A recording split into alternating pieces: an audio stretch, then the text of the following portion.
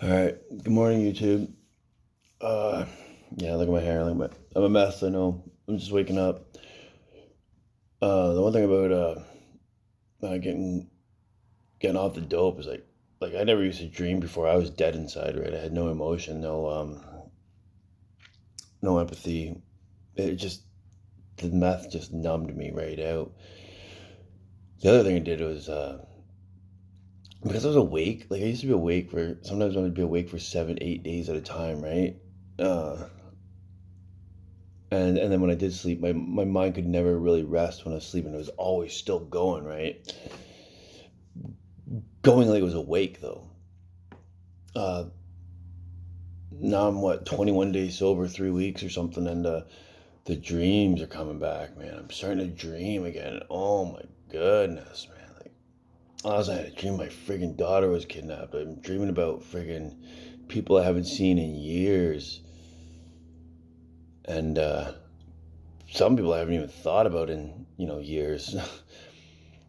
And whoa, like the other dream I had was like my buddy Ode, who I haven't seen in years. I seen him and he was telling me in the dream that someone died, but I couldn't make out the name. And so like, I don't know what it means to be dreaming so much. My brain's healing, I guess. I don't know, but at least I'm actually well. I guess REM sleep is not a deep sleep, is it? It's kind of a lighter sleep. But wow. So I wanted to read from the 12 and 12 again. I'm going to do step 2 today, but instead of doing that and the meditations, I'll split it up into 2 videos just to make it shorter. The one thing I want to say is, if it's one of my subscribers out there flagging my videos and getting them deleted, just leave. Unsubscribe and leave. Don't watch my videos, please. Like, I don't need my videos flagged. I don't need my videos taken down. If you don't like my content, just leave. It's that easy. Like, you know, go be a pain in the ass on someone else's channel, not mine. Please. I still have a right to post what I want to post, right? So, and like, it's not like I'm harming people, but YouTube says, whatever. I'm not gonna get mad about it, but I don't need you on my channel if it's you. Okay? Thank you. So let's go to steps 2 from 12 and 12. Came to believe that a power greater than ourselves could restore us to sanity. The moment they read step 2, most AA newcomers are confronted with a dilemma, sometimes a serious one. How often have we heard them cry out, look what you people have done to us. You have convinced us that we are alcoholics and that our lives are unmanageable. Having reduced us to a state of absolute helplessness, you now declare that none but a higher power can remove our obsession?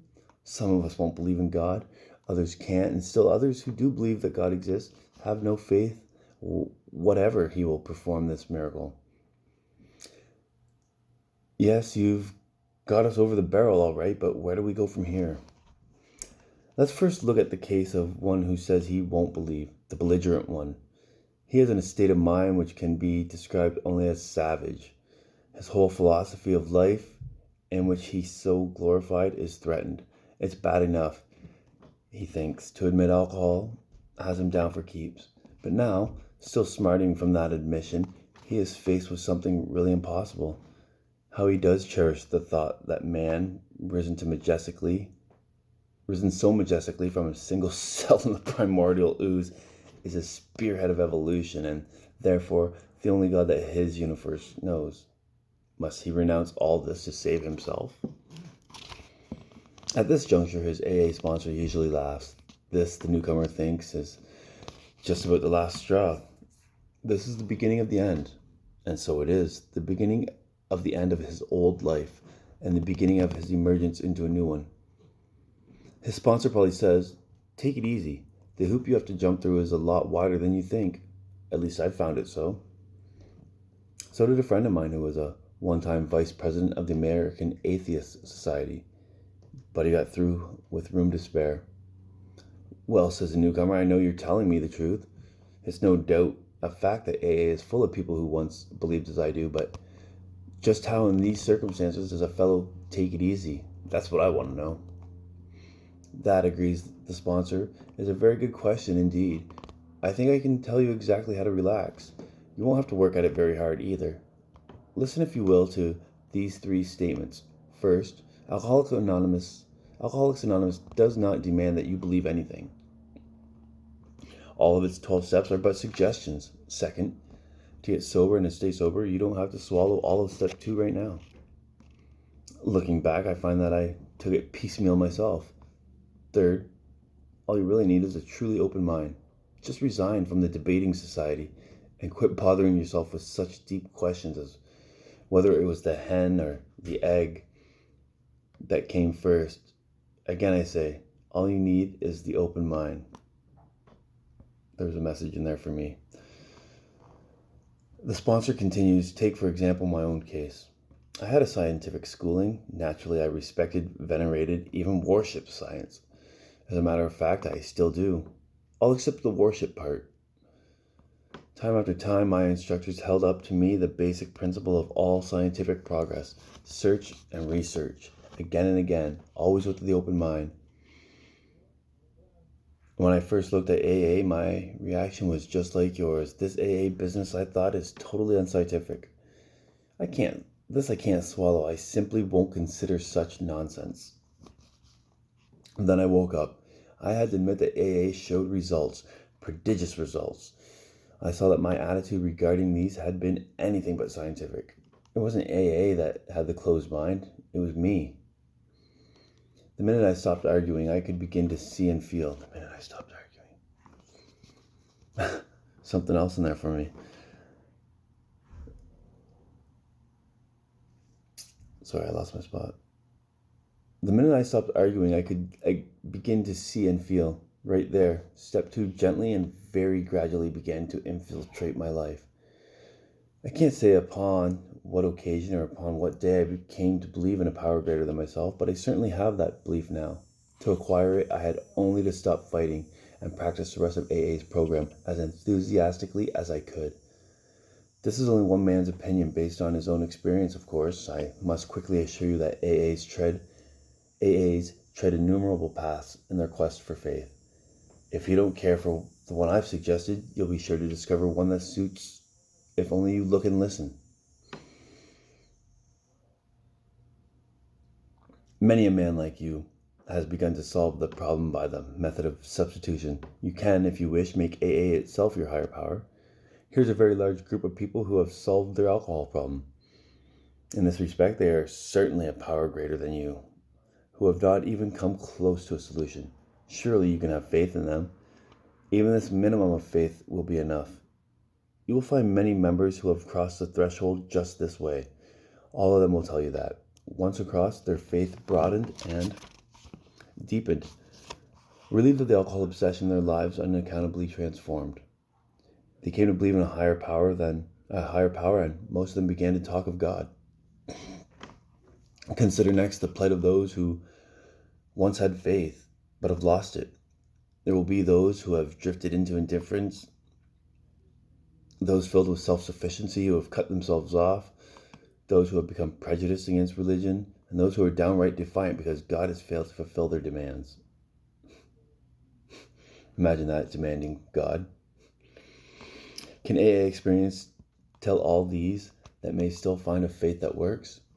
Sometimes AA comes harder to those who have lost or rejected faith than to those who never had any faith at all. For they think they have tried faith and found it wanting.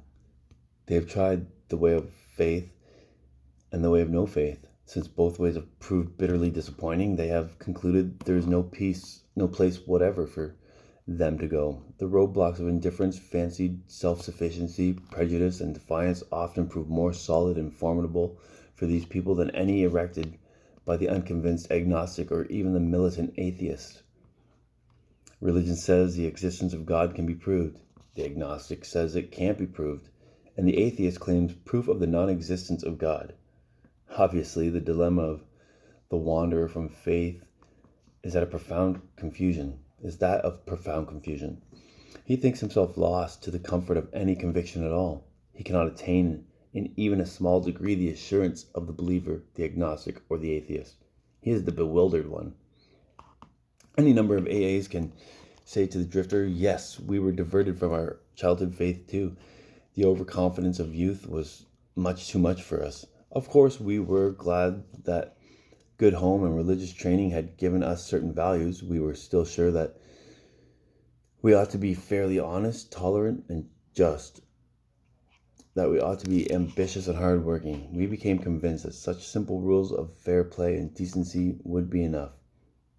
As material success founded upon no more than these ordinary attributes began to come to us, we felt we were winning at the game of life. This was exhilarating, and it made us happy. Why should we be bothered with theological abstractions and religious duties, or with the state of our souls here or hereafter? The here and now was good enough for us. The will to win would carry us through, but then alcohol began to have its way with us. Finally, when all our scorecards read 0, and we saw that one more strike would put us out of the game forever, we had to look for our lost faith. It was in AA that we rediscovered it, and so can you. Now we come to another kind of problem, the intellectually self-sufficient man or woman. To these, many AAs can say, yes, we were like you. Far too smart for our own good. We love to have people call us precautious. We used our education to blow ourselves up into prideful balloons, though we were careful to hide this from others. Secretly, we felt we could float above the rest of the folks on our brain power alone. Scientific progress told us there was nothing man couldn't do. Knowledge was all powerful. Intellect could conquer nature. Since we were brighter than most folks, so we thought, the spoils of victory would be ours for the thinking. The God of intellect displaced the God of our fathers, but again, John Barleycorn had other plans. We who had won so handsomely in a walk turned into all-time losers. We saw that we had to reconsider or die. We found many in AA who once thought as we did. They helped us to get down to our own size, down to our right size. By their example, they showed us that humility and intellect could be compatible, provided we placed humility first. When we began to do that, we received the gift of faith which works. This faith is for you too. Another crowd of AA says we were plumb disgusted with religion and all its works. Excuse me. The Bible, we said, was full of nonsense. We could cite it chapter and verse, and we couldn't see the beatitudes for the begats. In spots, its morality was impossibly good, and others it seemed impossibly bad. But it was the morality of the religionists themselves that really got us down. We gloated over the hypocrisy, bigotry, and crushing self-righteousness that clung to so many believers, even in their Sunday best. How we loved to shout the damaging fact that millions of the good men of religion were still killing one another off in the name of God. This all meant, of course, that we had substituted negative for positive thinking. After we came to AA, we had to recognize that this trait had been an ego-feeding proposition. In belaboring the sins of some religious people, we could feel superior to all of them. Moreover, we could avoid looking at some of our own shortcomings. Self-righteousness, the very thing that we had contemptuously condemned in others, was our own besetting evil.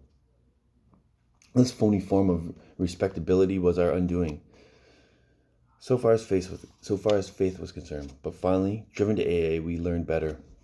As psychiatrists have often observed, defiance is the outstanding characteristic of many an alcoholic. So it's not strange that lots of us have had our day at defying God himself.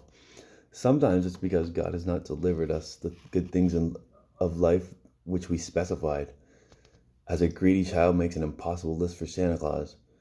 More often, though, we had met up with some major calamity and, to our way of thinking, lost out because God deserted us. The girl we wanted to marry had other notions. We prayed God that she'd change her mind, but she didn't.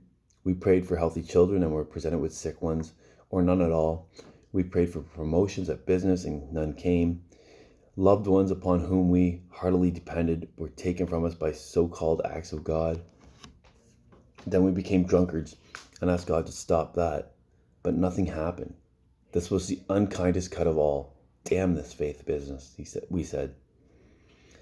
When we encountered AA, the fallacy of our defiance was revealed. At no time had we asked what God's will was for us. Instead, we had been telling him what it ought to be. No man we saw could believe in God and defy him. 2. Belief meant reliance, not defiance. In AA, we saw the fruits of this belief, men and women spared from alcohol's final catastrophe. We saw them meet and transcend their other pains and trials. We saw them calmly accept impossible situations, seeking neither to run nor to recriminate. This was not only faith, it was faith that worked under all conditions. We soon concluded that whatever price in humility we must pay, we would pay. Now let's take the guy full of faith, but still reeking of alcohol. He believes he is devout. His religious observance is scrupulous. He's sure he still believes in God, but suspects that God doesn't believe in him. He takes pledges and more pledges. Following each, he not only drinks again, but acts worse than the last time. Valiantly, he tries to fight alcohol, imploring God's help. But the help doesn't come. What then can be the matter? To clergymen, doctors, friends, and families, the alcoholic who means well and tries hard is a heartbreaking riddle. To most AAs, he is not. There are too many of us who have been just like him and have found the riddle's answer. This answer has to do with the quality of faith rather than its quantity. This has been our blind spot. We supposed we had humility when we hadn't. We supposed we had been serious about religious practices when, upon honest appraisal, we found we had been only superficial. Or going to the other extreme, we had wallowed in emotionalism and had mistaken it for true religious feeling. In both cases, we had been asking something for nothing. In fact, the fact was, we really hadn't cleaned house so that the grace of God could enter us and expel the obsession. In no deep or meaningful sense had we ever taken stock of ourselves, made amends to those we had harmed, or freely given to any other human being without any demand for reward. We had not even prayed rightly. We had always said, "Grant me my wishes," instead of "Thy will be done." The love of God and man we understood not at all. Therefore, we remained self-deceived and so incapable of receiving enough grace to restore us to insanity. To sanity. Few indeed are the practicing alcoholics who have any idea how irrational they are, or seeing their irrationality, can bear to face it. There's something else for me. Some will be willing to term themselves problem drinkers, but cannot endure the suggestion that they are, in fact, mentally ill. They are bedded in this blindness by a world which does not understand the difference between sane drinking and alcoholism. Sanity is defined as soundness of mind, yet no alcoholic, sober, analyzing his destructive behavior, whether the destruction fell on the dining room furniture or his own moral fiber, can claim soundness of mind for himself. Therefore, step 2 is the rallying point for all of us. Whether agnostic, atheist, or former believer, we can stand together on this step. True humility and an open mind can lead us to faith, and every AA meeting is an assurance that God will restore us to sanity if we rightly relate ourselves to Him.